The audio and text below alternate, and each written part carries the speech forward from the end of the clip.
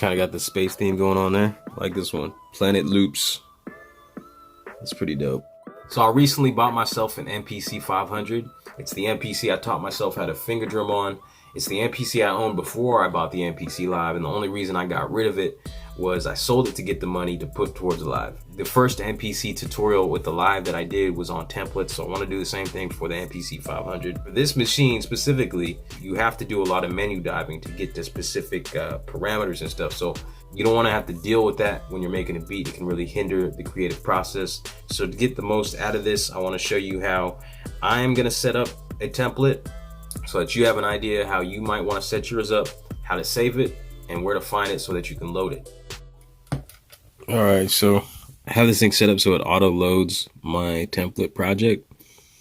So I'm going to go through and show you what I have set up and then how I saved it so that when you turn your MPC 500 on, every time it auto loads your template so you're ready to go. First of all, some basic things. So let's look at it like this per bank. So I just kind of had a creative idea to memorize this easily.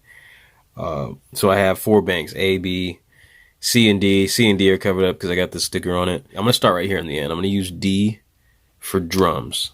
So on the drums, I've set this up so like pad 1 is at 90. I think that's a decent level. 100 is the highest. Pad 2 is about 90 as well. Pad 3, 75. And then I also panned it a little bit because that's going to be my hi-hat.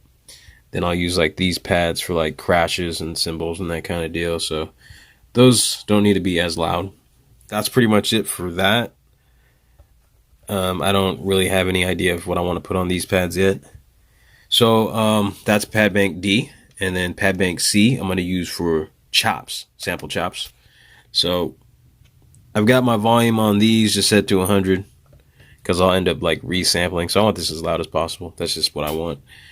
But one of the main things I want to set up is, first of all, it's going to stay on one shot, but I want to set up, see where we at, voice overlap to mono. By default, I try to click the screen, I'm used to the live.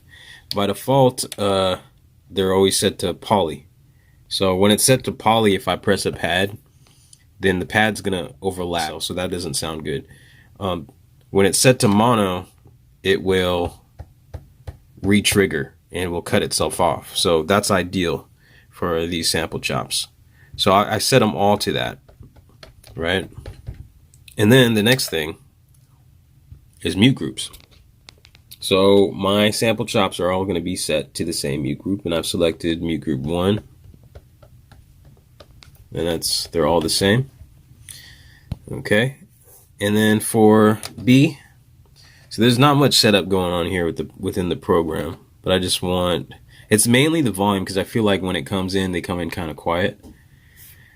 Even at the, if you go into like mode, other, you can select your master level.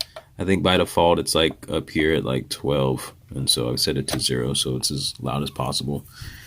And going back to program, I just set these levels up a little bit higher just to have a little more loudness to my project.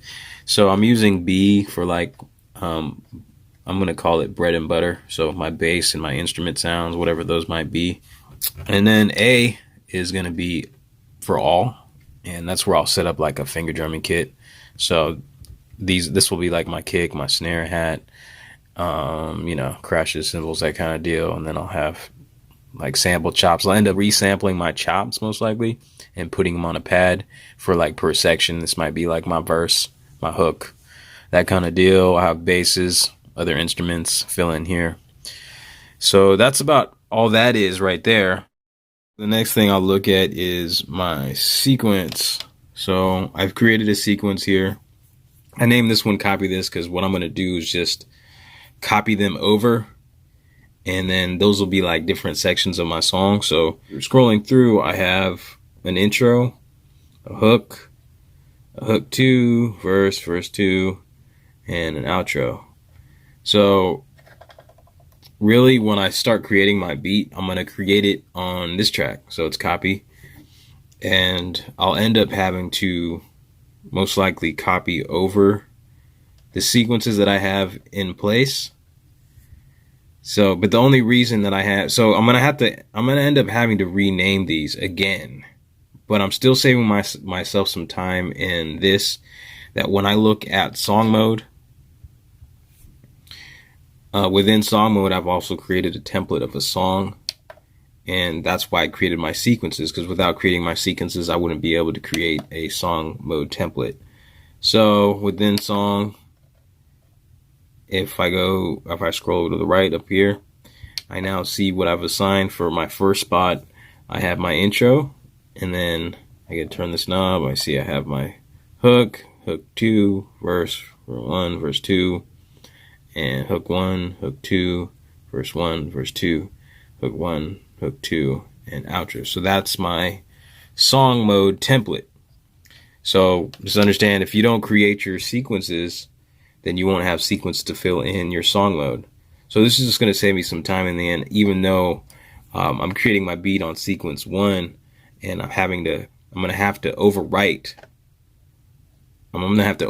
these ones that are already named intro.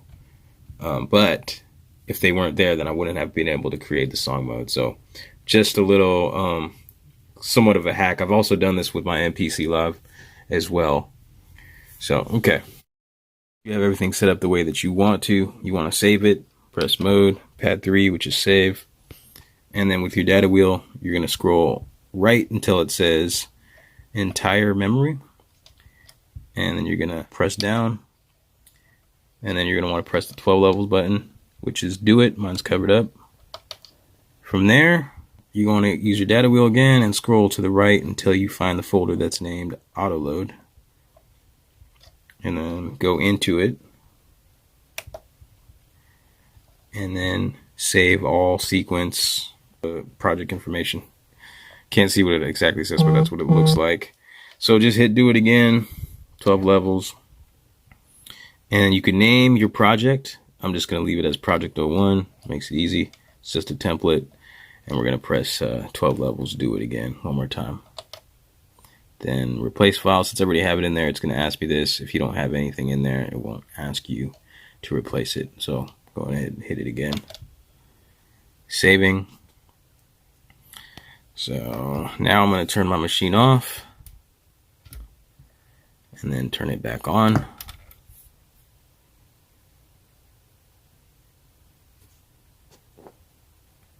And you'll see everything load up. There it goes. And there's everything that I've created for my template. I've got all my sequences and all my program information is there. If I hit track and I hit parameters, I can see that my template program is also there. It's got all my information that I had saved, as far as volume information, note on, mute groups, and all that. And then one last thing, in song mode, I can see that my song is set up there. So everything's set up so that I'm working most efficiently when I'm creating beats, and having to do all this stuff isn't getting in the way and, hindering my creativity. So, all right.